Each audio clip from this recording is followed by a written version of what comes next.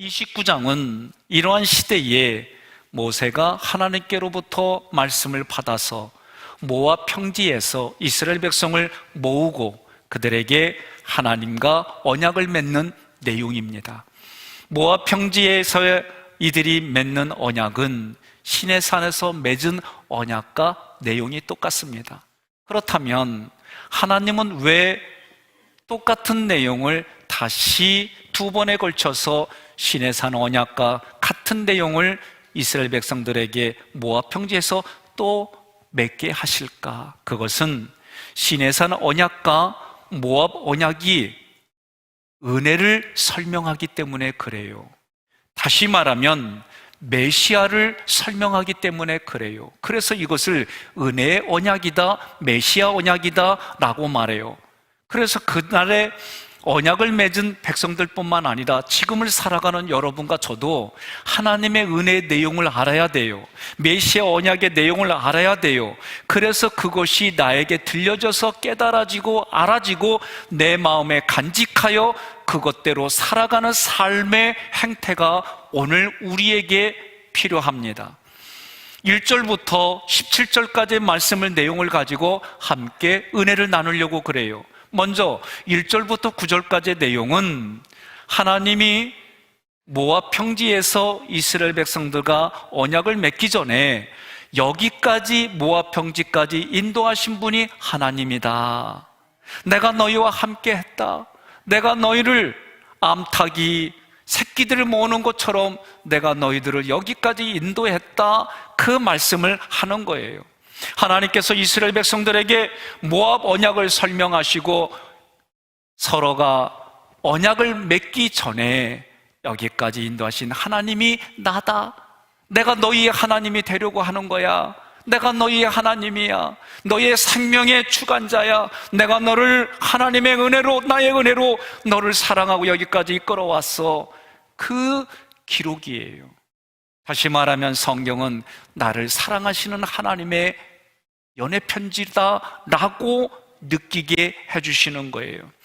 지금까지 하나님이 인도하신 목적은 모압 언약이 하나님의 사랑이요 하나님의 은혜이요 그것이 너희들 눈에 나타나는 것이 예수를 그리스도로 고백하는 현장이다 라고 말하는 거예요. 여러분, 그런 하나님의 말씀을 지켜 행하면 형통하리라 9절에 말씀하셨어요. 함께 9절을 봉독하겠습니다. 그런즉 너희는 이 언약의 말씀을 지켜 행하라. 그리하면 너희가 하는 모든 일이 형통하리라. 아멘. 여기서 언약의 말씀을 지켜 행한다는 것은 언약의 말씀이 하나님의 은혜다. 그것이 메시아로 이 땅에 오는 것이다. 이것이 내가 들려지고 깨달아져서 마음에 간직하라. 이것이 지켜 이 단어의 뜻이에요.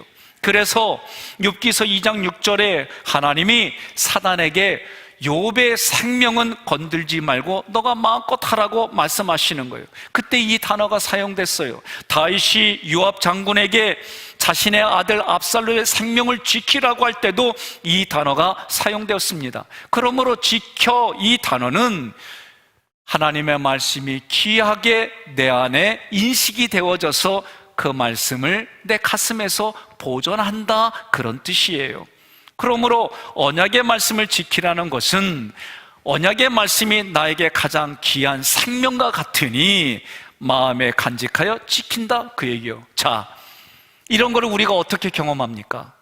이렇게 경험할 수 있습니다. 여러분 연애하셨지요? 그냥 살았어요? 연애하셨죠. 예? 저도 연애를 하니까 성경을 읽어도 그녀의 얼굴이 떠오르는 거예요. 예? 그래서 그리운 마음에 전화하는 거예요.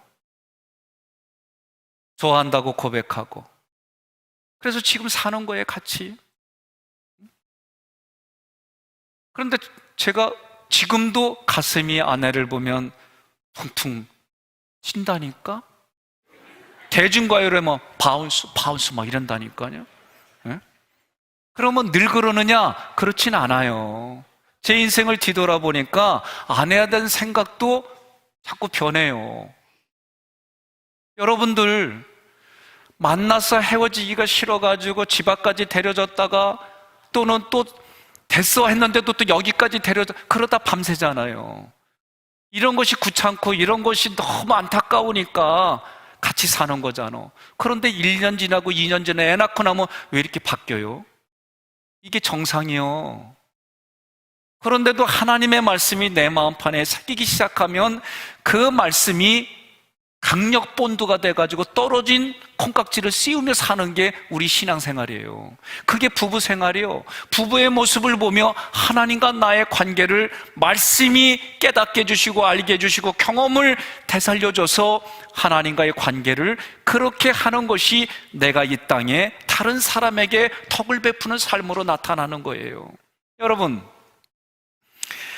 행한다라고 하는 것은 하나님의 의도와 목적대로 하나님께서 창조를 완성해 나가는 것이 하나님이 주인이 되어서 내 삶을 완성해 나간다, 그때 행하다, 이런 단어의 뜻이에요.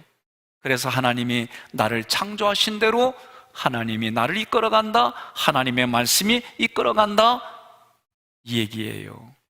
내 안에 무엇이 있느냐에 따라 그 무엇대로 보이고 무엇대로 들리고 무엇대로 말하는 거예요. 하나님이 들으시고 하나님이 그대로 행하신다, 그때 행하다, 이 단어가 쓰이는 거예요. 그렇게 하나님의 말씀을 지켜 행하면 형통한다. 우리는 예절과 이성 수준에서 형통한다는 얘기는 내가 원하는 대로 잘 된다, 그 얘기를 생각해요. 그러나 여기서 쓰인 형통은 하나님의 말씀, 올바르게 하나님의 말씀의 진리를 내 삶에 적용하여 내가 익숙해진다, 그 뜻이에요.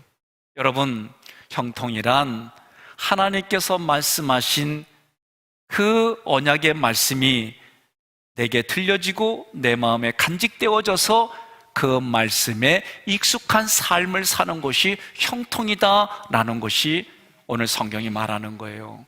옆에 분에게 이렇게 인사하겠습니다. 당신이 하나님의 형통한 사람입니다.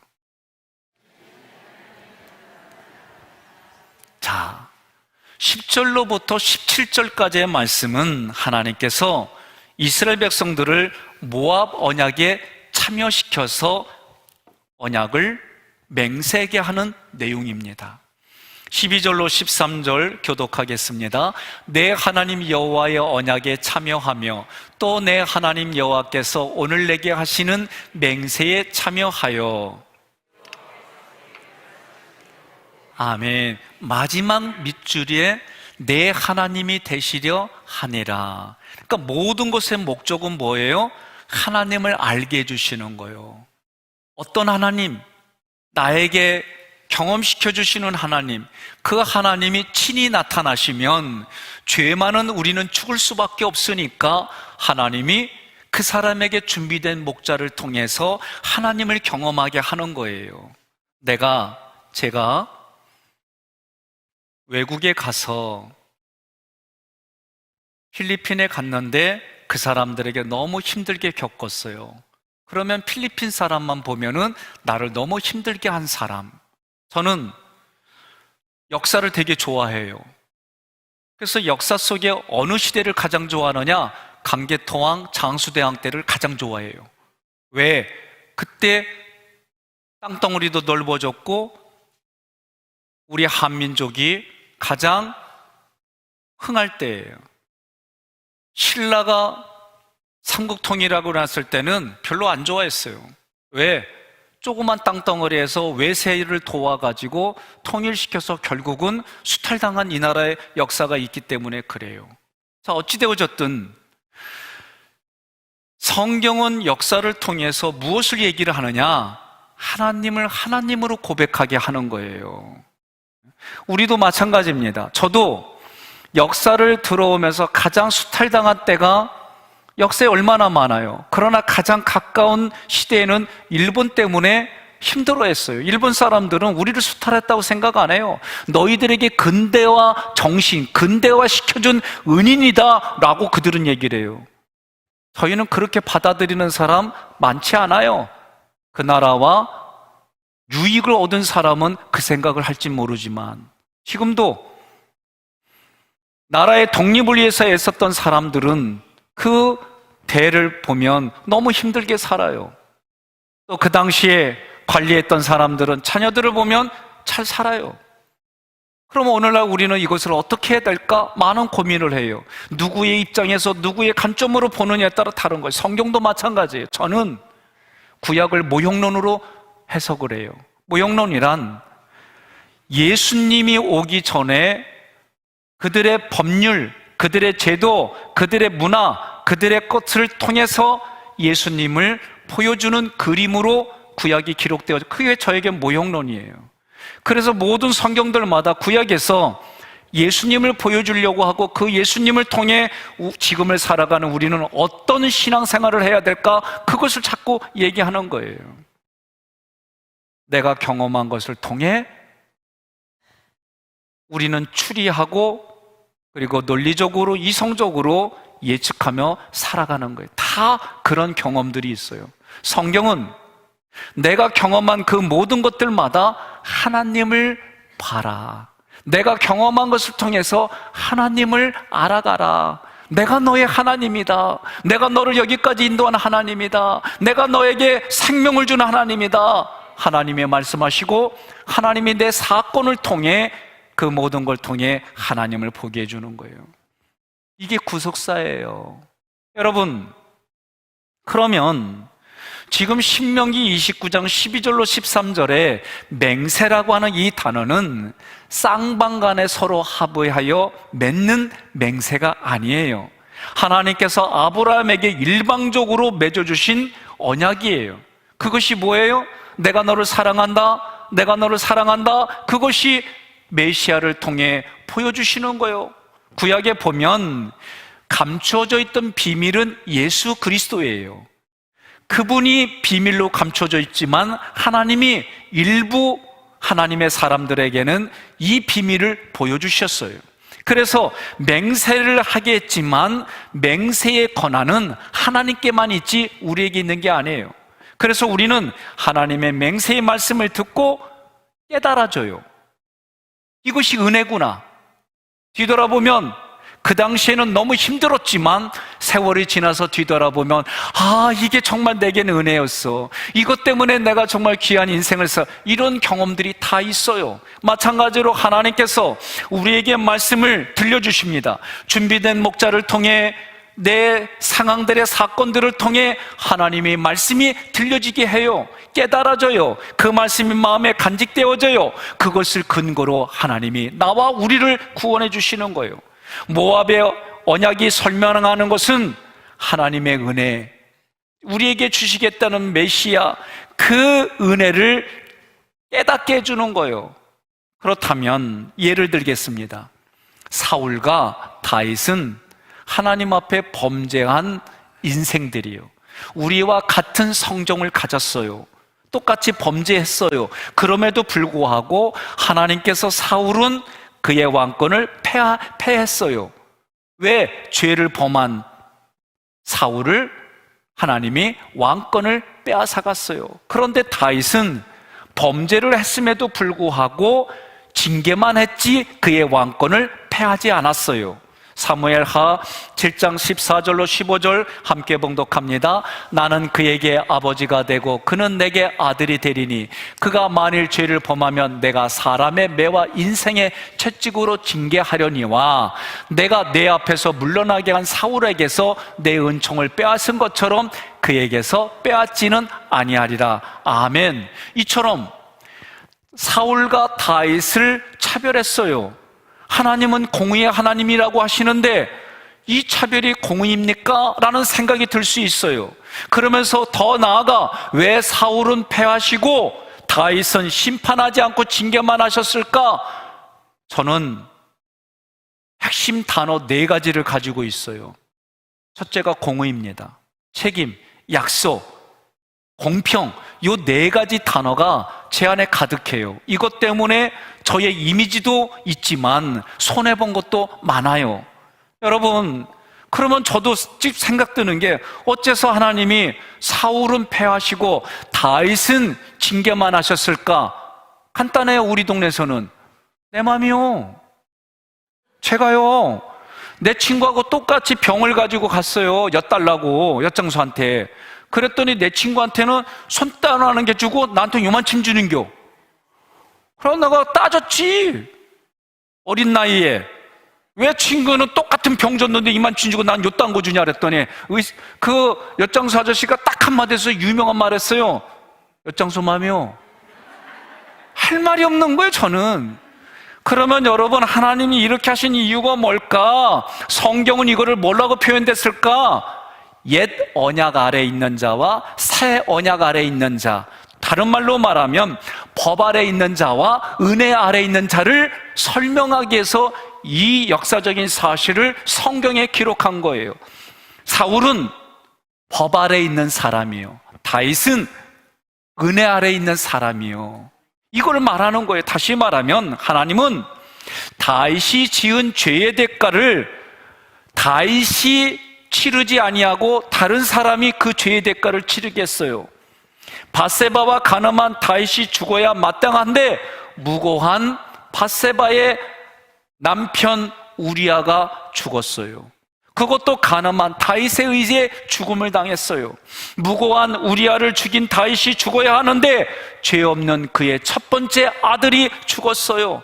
아이가 무고하게 죽음으로 다윗 대신 심판을 받았어요. 이게 이해가 안 되는 성경이 말하는 은혜예요.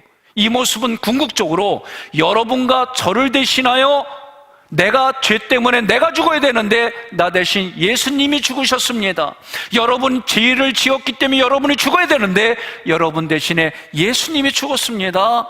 이거를 보여주는 사건이에요. 다윗은 이 사건 때문에 하나님이 보여주시고 깨닫게 해주신 예수 그리스도의 십자가 은혜를 경험한 거예요.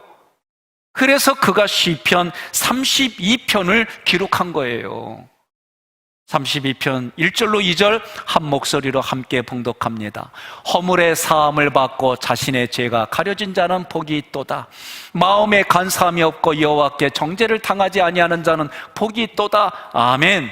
이 말씀을 현대인의 성경으로 제가 읽겠습니다. 잘못을 용서받고 하나님이 죄를 덮어주신 사람은 행복하다. 마음에 거짓된 것이 없고 여호와께서 그 죄를 인정하지 않은 사람은 행복하다. 믿으면 아멘 하시기를 바랍니다. 그러므로 은혜 아래 있다는 말은 하나님께서 나를 은혜로 봐주신다는 거예요. 다시 말하면 예수 그리스도의 십자가를 통해서 나를 봐주신다는 거예요. 더 구체적으로 말하면 십자가에서 흘리신 피를 나에게 다 예수님이 뒤집어 씌우게 하셨어요. 그래서 하나님이 보실 때는 그 십자가에서 피 흘린 피만 통해서 나를 보신다는 거예요. 이게 하나님의 은혜 아래 있다, 그 얘기예요. 반면에 사울은 법 아래 있다, 이 말은 하나님이 사울은 법으로 보시겠다, 그 얘기예요. 이렇게 보는 사람들은 누구냐? 자기 의를 드러내는 사람이요, 자기의 착함을 드러내는 사람이요, 자기가 율법을 이렇게 지켰는데 너는 왜 안 지켜? 라고 말하는 사람들이요, 이 사람들이 법 아래 있다는 거요. 로마서 6장 14절 함께 봉독하겠습니다. 죄가 너희를 주장하지 못하리니 이는 너희가 법 아래 있지 아니하고 은혜 아래에 있음이라. 아멘. 내가 법으로 의롭다라고 주장하니까 하나님이 그래서 그럼 너를 법으로 보겠다, 그 얘기요. 법으로 보니까 사울처럼 누구도 예외 없이 죄와 심판 아래 있다, 그 얘기예요. 옆에 분에게 이렇게 인사하겠습니다.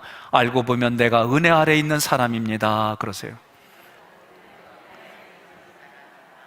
로마서 3장 19절 우리가 알거니와 물은 율법이 말하는 바는 율법 아래 있는 자들에게 말하는 것이니 이는 모든 입을 막고 온 세상으로 하나님의 심판 아래에 있게 하려 함이라. 아멘.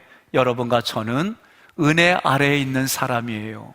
은혜 아래에 있는 사람들은 왜 은혜 아래에 있게 되느냐? 내가 마음으로 예수를 그리스도라 고백하고 주는 그리스도시요 살아계신 하나님의 아들입니다, 그분이 나의 죄 대신에 십자가에서 심판받으셨습니다. 이 고백으로 우리는 구원받은 거예요. 그렇다면 이스라엘 백성들이 모압에서 언약 맺는 모습은 이 관점으로 말하면 하나님의 은혜 아래에 있다, 새 언약에 있다, 그 얘기를 하는 거예요.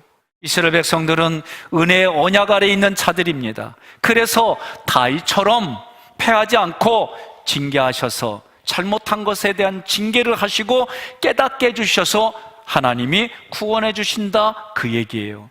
그 얘기가 그때로만 끝나는 것일까? 아니에요.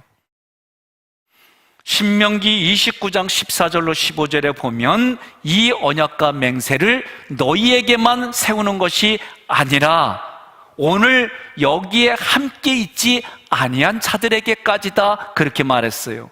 이 말씀을 현대인의 성경으로 함께 봉독하겠습니다. 이것은 오늘 여기에 서 있는 여러분뿐만 아니라 아직 태어나지 않은 여러분의 후손들과 맺는 계약입니다. 아멘. 이게 얼마나 행복한 거예요. 예? 죄를 범하면 죄의 대가는 사망인데 하나님이 그 죄의 대가를 사망으로 보지 않고 은혜로 봐주신다. 예수님을 통해서만 본다. 예수님의 십자가에 피 흘리신 이것만 우리에게 뒤집어 씌워서 그 피만 봐주시겠다는 거요. 그러니 성경의 말씀대로 우리가 행복한 사람입니다. 이게 얼마나 소중하느냐? 여러분, 우리의 육신은요, 어쩔 수 없어요. 사람의 마음도 변해요. 예? 없어서 못 주고, 없으면 안 되고 어떻게든지 같이 쓰려고 그러고 사는데 오죽했으면 교회에서도 이렇게 떨어져 앉을까? 에? 신기해요. 사람은요, 물질로부터 모든 사람에게까지 뭐든지 익숙해지면 실증을 내. 그런데 성경은요, 익숙해져서 가까워지는 거를 형통이라고 얘기를 했어요. 그러니 하나님의 말씀이 들어오면은요, 신기하게도 왼수 같고 정말 싫은 사람까지도 품어갈 수 있는 마음으로 바꿔주시는 거예요. 그래서 이게 하나님의 말씀이 아니고서는 할 수 없는 일들이 너무 많은 거예요. 서두에 말씀드렸습니다. 어린 자녀들을 키우는 청장년들, 이제 음식을 사는 것도 얘는 차를 타고 가서 그렇게 하는 시대에 자기의 생존을 위해서 그렇게 하는데 하나님 앞에 보이지 않는 이 영적인 세계를 인정하고 살아간다면 너희는 가만히 서서 하나님이 하시는 일을 보라고 한 시대와 마찬가지로 내 몸이 하나님이 원하시는 곳까지 가셔야 되는 거예요. 많은 분들이 꼭 교회까지 가서 그래야 되느냐? 저는 요번 연도에 몇 달을 겪어가면서 확신을 얻었어요. 하나님이 이제는 알곡과 쭉정이를 가르는 것이 무엇인지, 여러분과 저는 이제 그 하나님 앞에 어떻게 고백을 해야 되는지, 우리의 자손들에게는 어떻게 가르치며 살아야 되는지, 여러분 더 이상 다른 사람의 생명을 소중하게 여기면서 그렇게 살아야 돼요. 지난주까지, 어제까지 개업을 하고 또 이사를 하고 신방을 원하는 집은 다 다녔어요. 가면서도 제가 먼저 내 자신을 위생적으로 점검합니다. 아침에 출근하면 온도를 재고 또 내 상태도 확인하고, 또 우리 송 목사님도 오래전에 열이 오르고 그래서 코로나 검사하러 갔더니 왜 왔니?